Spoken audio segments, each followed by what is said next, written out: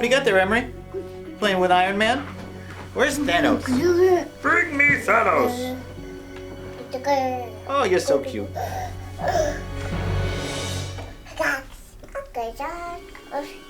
Now make sure you're careful with that Infinity Gauntlet, okay, honey? Oh. Your mother is gonna kill me. And this is Movie Night!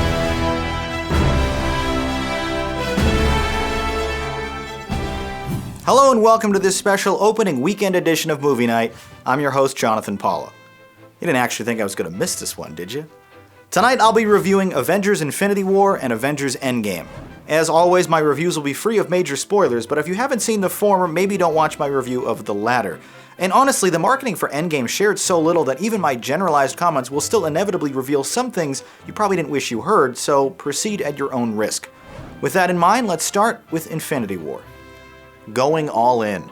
Released worldwide on April 27, 2018, the 19th entry in the massively successful Marvel Cinematic Universe quickly became the fourth highest grossing film ever made, earning just over $2 billion in ticket sales. The 150-minute superhero adventure, penned by Christopher Marcus and Stephen McFeely, pits Earth's mightiest heroes against their toughest adversary yet, the all-powerful Thanos, a being capable of erasing half of all life in the universe, if he can obtain all 6 Infinity Stones, that is. To call this third Avengers film ambitious would be the understatement of the decade. The culmination of 18 previous movies and the direct sequel to at least 5 of them, this is quite possibly the most impressive motion picture ever created, at least from a logistical perspective.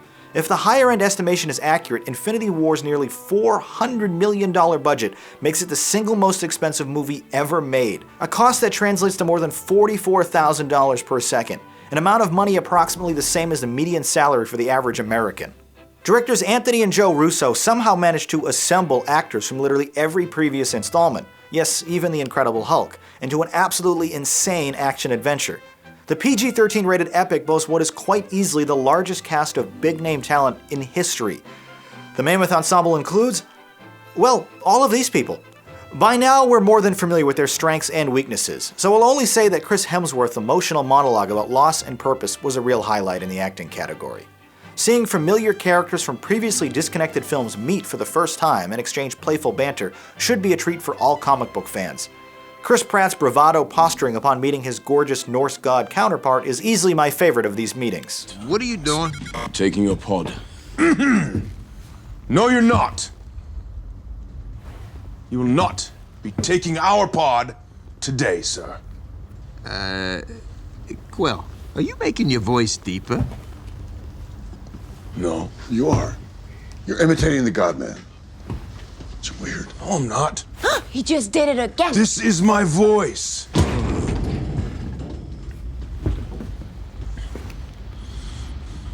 You mocking me? Are you mocking me? Stop it, you just did it again. The real scene stealer, though, is Josh Brolin as the Mad Titan himself, Thanos, a formidable but soft-spoken villain that lives up to his unstoppably powerful reputation. The gauntlet-wielding baddie defends his universe-obliterating mission by stoically explaining, "I'm the only one with the will to act on it." With the lion's share of the screen time and development, Brolin is, in many respects, the real protagonist of this movie, a complex and troubled character who only wants to fix the perceived injustices in an unfair world. Now, I'm not saying that Thanos did nothing wrong, but the inherent logic to his strategy does allow audiences to more easily understand and, dare I say, empathize with his actions.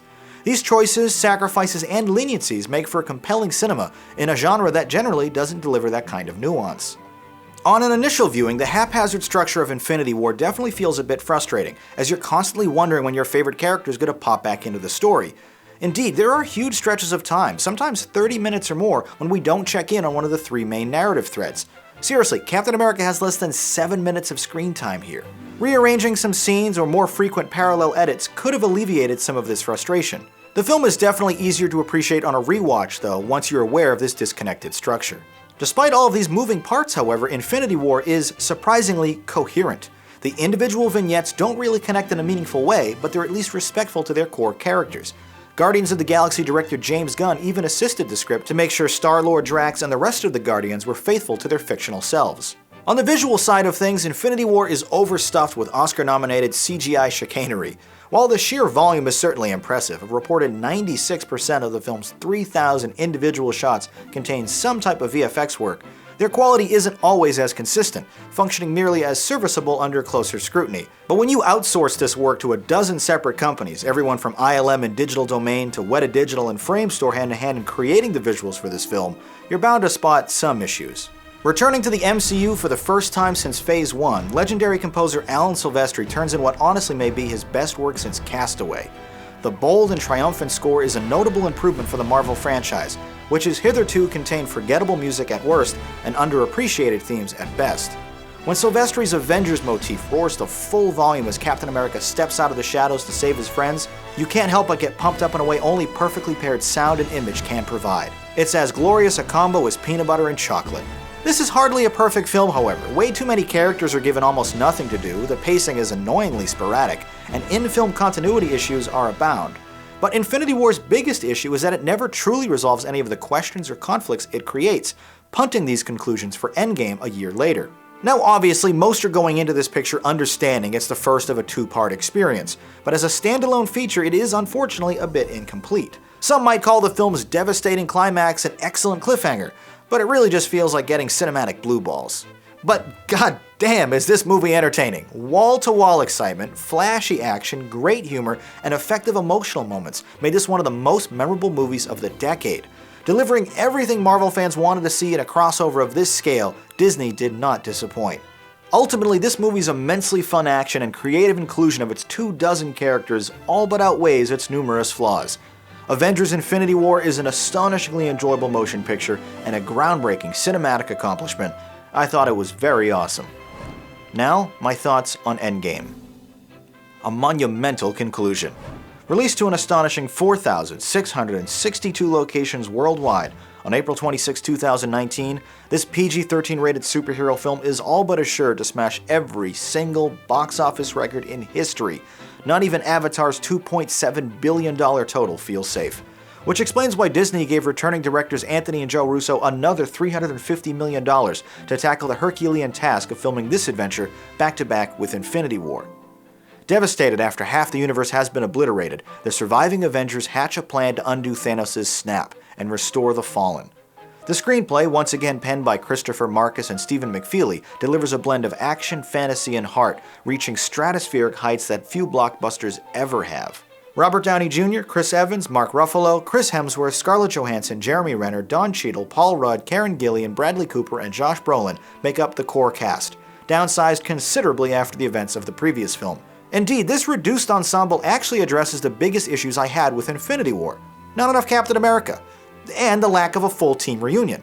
Thankfully, Evans has a full hour more screen time here, and Endgame pretty quickly reunites the original 6 Avengers, ostensibly for the last time. We'd be going in short-handed, you know? Look, he's still got the stones, so... So let's get him. Use them to bring everyone back. Just like that. Yeah, just like that. Even if there's a small chance that we can undo this, I mean, we owe it to everyone who's not in this room to try. If we do this, how do we know it's gonna end any differently than it did before? Because before you didn't have me. Hey, new girl, everybody in this room is about that superhero life. And if you don't mind my asking, where the hell have you been all this time? There are a lot of other planets in the universe. And unfortunately, they didn't have you guys. If the previous picture was Thanos' story, this one belongs to Captain America and Iron Man. Their character arcs are the most substantial and rewarding. Which isn't to say Hulk, Thor, Nat, and Clint are underdeveloped. In fact, each one evolves in new and surprising ways. Johansson in particular turns in a career-best effort with a deeply moving performance. Picking up shortly after where Infinity War left off, the first 60 minutes here are expectedly somber, with hardly any action sequences. This is a defeated group of heroes struggling to reconcile their failure with their responsibilities. It is a new tone for this franchise as the narrative weaves its way through the 5 stages of grief. A scene where Ant-Man frantically searches for his daughter's name amongst giant stone memorials is particularly effective at illustrating the massive emotional weight this universe is now burdened with. And while this is not normally the recipe for a fun comic book film, the quiet and reflective first act makes the wall-to-wall excitement later in the movie resonate even deeper. Even with its lengthy 3-hour runtime, Endgame is extraordinarily well-paced. The story is constantly playing against expectations in fantastic ways, and the moments that are more predictable are just as gratifying. Granted, there's nothing inherently new in Avengers 4, it doesn't reinvent the genre, but it does execute existing ideas to their absolute best possible iteration. So if you're not usually a fan of the MCU, this one probably won't win you over. But if you've invested yourself into this expansive world like I have, this movie delivers in spades. To that end, the film's middle portion is a crowd-pleasing adventure best experienced unspoiled. So I'll only say that I loved the snide remarks, pop culture references, surprising cameos, sci-fi explanations, fatherly advice, and one particularly effective whisper. If the second act was clever fan service for diehards, then the final 45 minutes are the ultimate payoff to years of setups. There are moments towards the end, especially one the soundtrack refers to as portals, that had me shaking with excitement. Literally shaking. Every single character has their time to shine, however brief some of them may be. The Russos are out there making callbacks from 21 movies ago, and it works like gangbusters. There are tears of joy and tears of sadness here. And not just from the big events you see coming, but also from the small embraces and tender glances. These are characters we've grown to love over the past decade, and seeing their journey reach an emotional end is indescribably fulfilling. The only comparable sensation would be like watching the series finale of your favorite TV show, one that's been on the air for 11 years and features 25 different lead characters. And the very final scene is an absolutely perfect capstone to the entire Infinity Saga. This is the greatest entry in the Marvel Cinematic Universe, and it isn't even close. And although there isn't any traditional bonus scene, the film concludes only with a familiar sound effect, the credits do feature animated signatures of the primary cast, a la Star Trek VI, which serves as a wonderful swan song to this talented group of actors. And for all the technical categories, music, sound, visuals, editing, and cinematography, all on point as usual. These movies wouldn't exist without the army of talented artists and crew who worked tirelessly on them for years. I laughed, I cried, I applauded. Sure, there are better made and better acted films, but I honestly can't think of a holistic cinematic experience that delivered more enjoyment and emotional resonance than this one. I am legitimately unable to identify a single thing I didn't like about this movie. I don't like to throw around words like flawless, but holy shit, this comes pretty damn close. At the risk of overselling it, Avengers Endgame is the most satisfying motion picture I have ever seen. Amazing 3000. Sometime next month, hopefully, I'll finally be reviewing the Matrix trilogy, so stay tuned for that. Also, if you have any suggestions for upcoming episodes, especially for older franchises and categories, let me know because this opening weekend type material is really tricky to turn around with a full-time job and a baby at home. In the meantime, click or tap here for my playlist of comic book reviews, here to watch my thoughts on the original Avengers movie, or the jogwheel icon to subscribe to this channel and be notified of all new uploads when they're released, which is especially important given my sporadic upload schedule. Once again, my name is Jonathan Paula, thanks for watching, and have a good movie night.